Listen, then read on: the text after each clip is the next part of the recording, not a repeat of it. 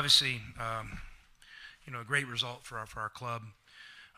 Coming here was a special trip. I've never been here before, and just the amount of respect I have for UConn basketball over the years. I mean, literally they've dominated the sport. I'm in my 27th or 28th year, and they've always been in the mix. And when I was at Gonzaga all those years, we had, I think it was like 3 overtime games in a row with them, some crazy deal like that, and it was just so cool to be a part of that. And I appreciate Danny, for being up for this. I know scheduling's tough, and I have a ton of respect for him and the program, and we also caught a good hop today. With Reed out of the game. I mean, we're not gonna say it doesn't change things. We know that changes things, and but if you get a good hop, field it and turn 2, and our guys found a way to do that, and so I'm really proud of our team. A ton of credit, great atmosphere. I'd love to see what this place is on $1 beer night. $2 beer night was pretty impressive. $1 beer night, can we take it up another level? It was pretty impressive. So a ton of fun. Proud of this guy here next to me, just so steady. And all the things he's going to say in this deal. He's going to give all his credit to his teammates. Which is what a great point guard does. But I'm really proud of him and just the player he's developed into being. And JB had big dreams as a basketball player. And sometimes it just takes a little bit of time, but I'm telling you what, it's really impressive what he's done here this past month. I mean, he's literally a rock star. So let's get some questions so we can get out of here. Coach, you guys are very physical with UConn. Was that something that you planned on coming in here to do? Well, that's how we're built. We know. As you're looking at the landscape of college basketball, if you're not up for the physical fight, it's going to be tough. It's going to be tough to be a team that wins consistently at a high level. It's going to be tough to win on the road. It's going to be tough to win in the NCAA tournament. It's going to be tough to make a deep run. And so we want to build our team with guys that are capable of playing physical basketball, and we play a way that I think kind of allows us to kind of accentuate their mobility and their athleticism, but at the same point, like we're here for the hits, and we have no problem with body to body contact. Coach, it's pretty rare for you guys to play in a top 5 matchup in a true road game, especially this early in the season. Can you talk about the overall atmosphere and environment here in Storrs and how you're looking to use this win going into non-conference, the rest of non-conference and Big 12 play? Yeah.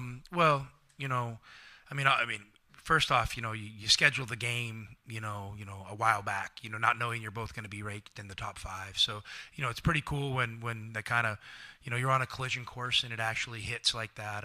It's just a great opportunity for our program to have a kind of a marquee win in a tough place.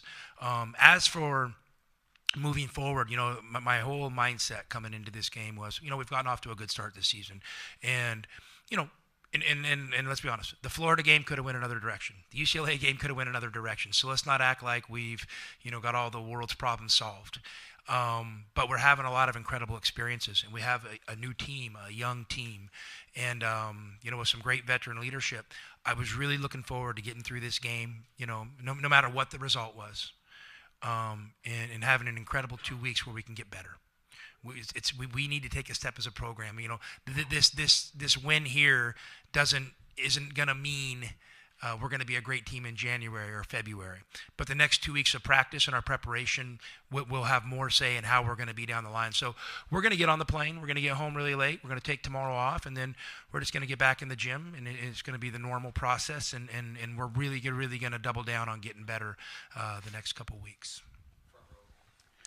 Tommy, where does Reed's absence hurt them the most or help you the most? Listen. I'm sorry to cut you off, but I'm sure on the glass it hurts. We end up out rebounding UConn by 20. You probably the last time that happened. It's literally probably an anomaly. We really wanted to lock in on the glass, and we had some certain shots we wanted to force them to shoot, and we hoped if they missed, there would be some shorter rebounds, and we could kind of, use our size and our athleticism to kind of, and activity to kind of corral those rebounds. But that, and then, he's also a guy that can play through on the block. So when you can play through somebody on a block, it creates foul pressure. So that puts pressure on our bigs. We really wanted in this game, we probably look back at it, we probably could have even done a better job of, going at Caravan inside, going at, Rebay inside, and we were going to go at Reed inside. We're going to try.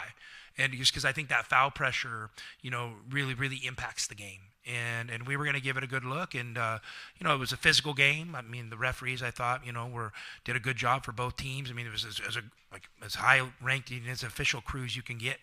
And You really seem to key on Caravan defensively. Is that in part? well, you have to against these guys. And, and to be honest with you, what Danny and his staff have done with their offense is really, kind of revolutionized the game, but I don't think anybody else has been able to kind of mimic it yet. I mean, it's just a massive amount of movement, and it's actions layered on top of actions, and there's actually a rhyme and a reason and an organization to it that, it's like a Rubik's Cube. I haven't figured it out. But the one thing I did figure out is number 1 and number 11 are really important in that. So we got to do a great job staying on their bodies. That's why we decided to go to a non-switching plan. Where a lot of teams would maybe look at that and say we want to switch. We were like, we want to stay on their body. We want to top lock when we can. We want to make their catches tough. We want to let them know that every time they get a screen, there's a good chance we're going to be fighting through it with them. And just kind of take our chances with that. We had worked on a plan B of switching some of that stuff, but our plan A was to fight our asses off and get through it. Tommy, I mean, Jaden took over late against Florida, took over late against UCLA. Obviously had the basket to put you guys up 3 late today. How comfortable and confident does it make you to have him, with the ball in his hands late in the game? Well, extremely. I mean, he's, you guys probably need to start asking him some questions. I'm talking too much. So next question's for him. Thanks, Matt. Okay, good effort making it. I heard you weren't coming. Okay. Yeah, I mean, when you have a point guard who is selfless and also a baller and who has big enough cojones to take and make those shots at the end of a game, it's pretty special. And we have that in him. And it's really cool to see him kind of grow into that role. It's honestly, it's nothing he and I have ever talked about. So he gets all the credit. He gets all the credit for taking on that responsibility. And it's really impacted our team and in a really, really positive way. So I'm really proud of him. Jaden, how have you grown over the past few years? I'm just going to springboard off of what Jeff just asked Tommy. I watched the win over Florida. I watched how you helped key your team to the win over UCLA, and then you had the up and under really is what gave you a little bit of a needed cushion to get this done. Can you just articulate for us the kind of mindset and confidence that you have in these kind of games, in this environment? I mean, you heard how loud Gamble was. Where do you draw that confidence from, and how have you grown over the past few years to get it? I would just say trusting in my work, trusting in the coaches, putting me in great positions, and my teammates, making sure I'm doing what I'm supposed to do, on the court. Jaden, just following up on that kind of in a way, did that UCLA game carry over towards the end? I mean, the way you did it there, and then could you describe kind of that last drive that you had? What was that? What was intended for that play? You wound up burning off some time and then getting it in there for the layup.